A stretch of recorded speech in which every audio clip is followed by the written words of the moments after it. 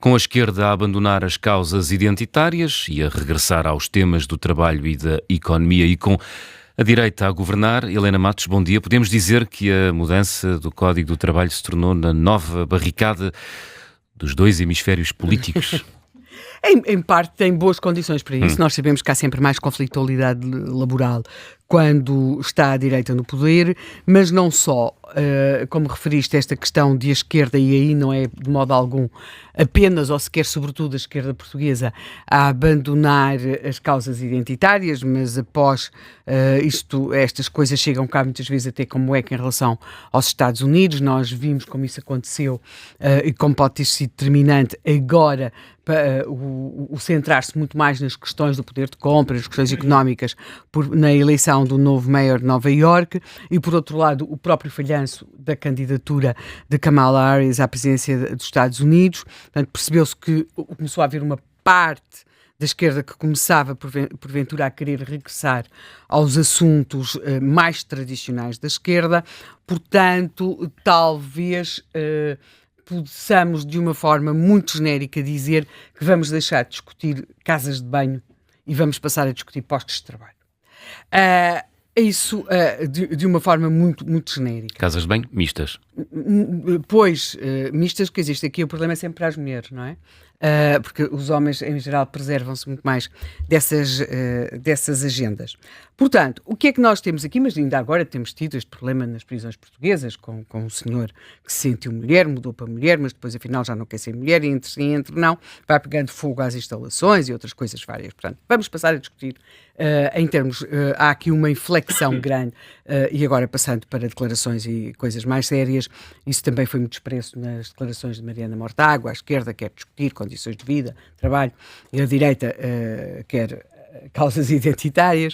Pronto, vamos então agora aqui para esta alteração de um setor, de uma parte dos polos, para usar a tua expressão. Por outro lado, nós temos em Portugal também condições que levam a que, para lá das condições históricas que levam a que sempre que se mexe no Código de Trabalho haja crispação na sociedade. Temos outras razões que podem levar a isso. Temos dois secretários-gerais nas duas grandes centrais, ou nas duas centrais, que são, quando se compara com as pessoas que os antecederam naqueles cargos, são praticamente desconhecidos. O secretário-geral da UGT chama-se? Boa pergunta. Mário Mourão. O secretário-geral da CGTP chama-se? Tiago Oliveira. Ou seja, nós sabíamos os nomes deles, não é? Dos seus antecessores, eram personalidades, conhecíamos-lhes a vida, de alguns líderes também de outros sindicatos. Não é nada disso que acontece agora. Temos aqui dois quase mediaticamente desconhecidos. Foi, aliás, aqui no Observador eles estiveram, não é a primeira vez que estiveram frente a frente, mas estiveram num frente a frente, o que até levou algumas pessoas a fazer avaliações, que não é o que vai agora caber aqui neste programa, mas da qualidade do desempenho de cada um deles e até da capacidade de argumentar e contra-argumentar de cada um deles um com o outro. Portanto, temos as centrais sindicais nesta fase com rostos meio desconhecidos, meio novos à frente e a quererem provar alguma coisa. É significativo que a UGT tenha dito que vai estar nesta greve geral, o que não faz parte da tradição. E de alguma forma a CGT pisar na sua declaração de que está contra, porque em geral quem está sempre contra é a CGTP, conheça, não conheça, sabe qual é a lei, não interessa, a CGTP está contra e não assina. E aqui vimos a UGT, que tinha estado com negociações com o governo, já a aderir à greve geral. O que é que terá levado a UGT a tomar esta posição será algo que talvez venhamos a perceber mais tarde. E cabe, por outro lado, é preciso entender que o Partido Socialista, e a UGT é claramente uma central sindical próxima do Partido Socialista, a UGT, quer dizer, quando acontece o 25 de Abril, tudo aquilo, havia uma central, cria-se, e temos a Inter, não é?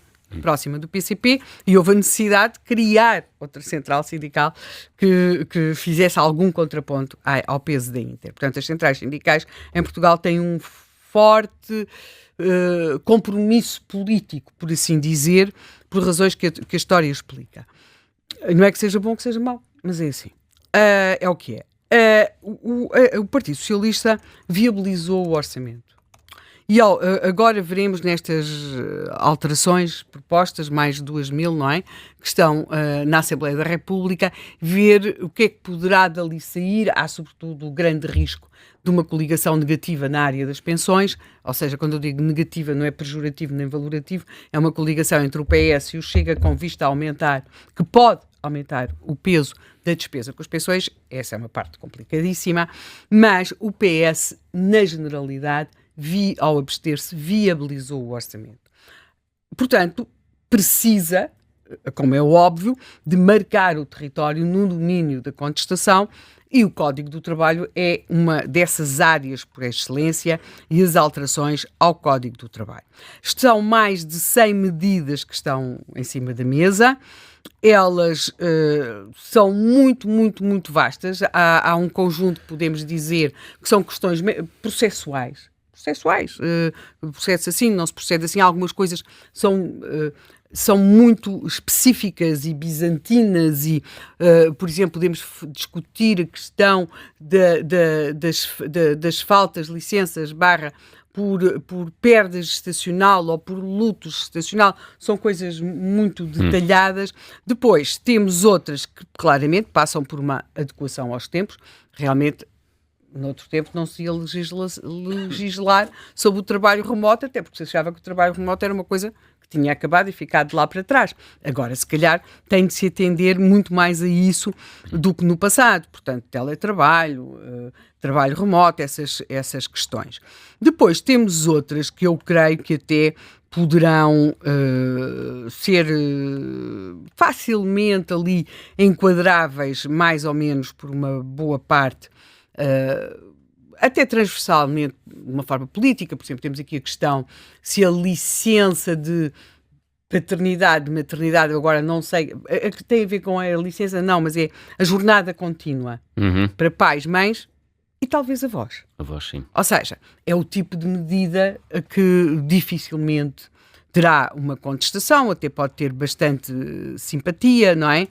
Pronto, há este tipo de medidas assim, e agora vamos à parte a sério, não é? À parte a sério, quando eu digo à parte a sério, não é que isto que eu tenha dito não seja sério, mas é porque é aquilo por onde calculamos que vamos ter as grandes polémicas, que têm a ver com as mexidas na duração dos contratos, curta duração, longa duração, o despedimento ou por justa causa, o regresso do banco de horas, por exemplo, o fim das restrições ao outsourcing após os despedimentos, a questão do direito a recusar de trabalhar ao fim de semana e depois temos outras mais genéricas, a compra dos dias de férias, 2 dias de férias pelos trabalhadores, o subsídio de férias e Natal poderem ser pagos em duodécimos.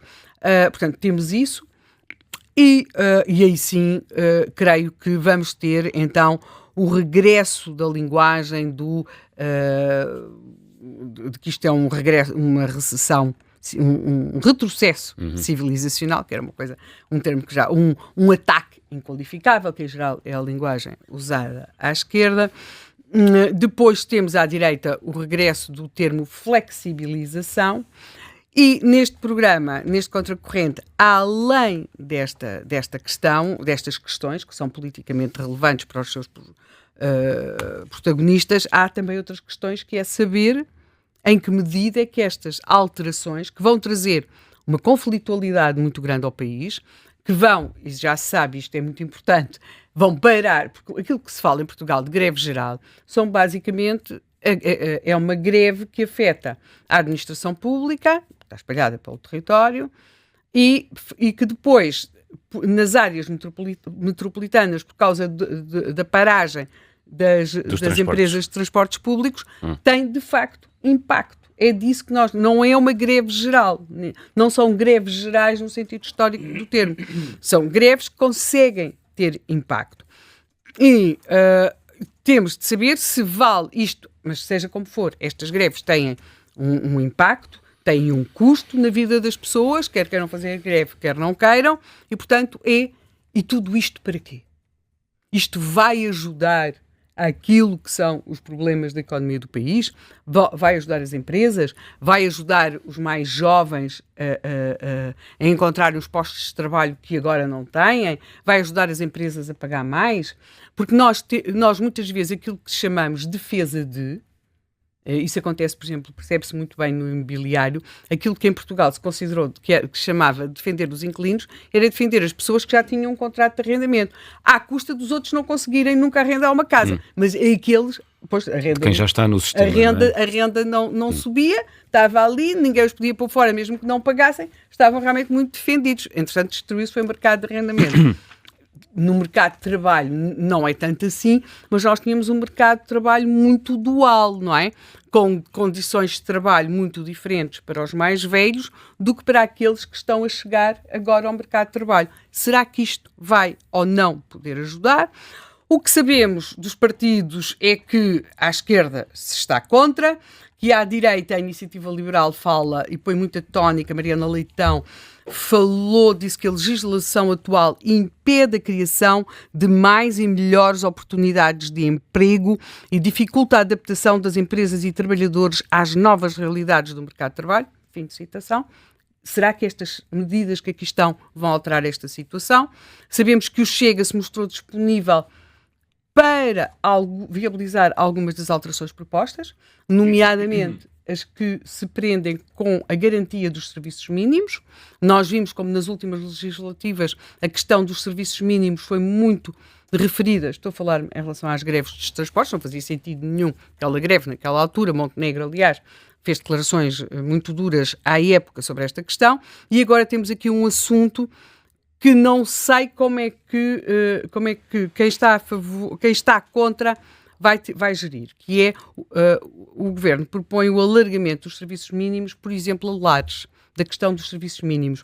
Eu acho que quem for contra tem de gerir isto com muito cuidado, porque é algo que para as pessoas comuns, independentemente de serem de esquerda ou de direita, faz todo o sentido. Depois temos, sim, o PCP, a falar de retrocesso histórico, ataque sem precedentes, e curiosamente, e vou acabar assim, com os candidatos a Belém a dividirem-se. António José Seguro diz que a reforma laboral é um assunto dos partidos e não de Belém. Catarina Martins afirma que se fosse Presidente da República pediria a fiscalização preventiva ao Tribunal Constitucional. Jorge Pinto, candidato do LIVRE, garante que vetaria o pacote legislativo. António Filipe fala num retrocesso histórico. Luís Marques Mendes acredita que haverá condições para uma nova negociação entre o Governo e os sindicatos após a greve geral de 11 de dezembro.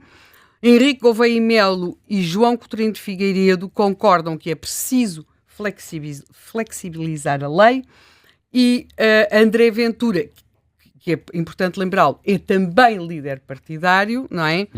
E diz que declarou enquanto líder partidário que está disponível para um acordo com o Executivo. E quando disse isto, não estava a falar como candidato à presidência da República, mas sim como líder partidário.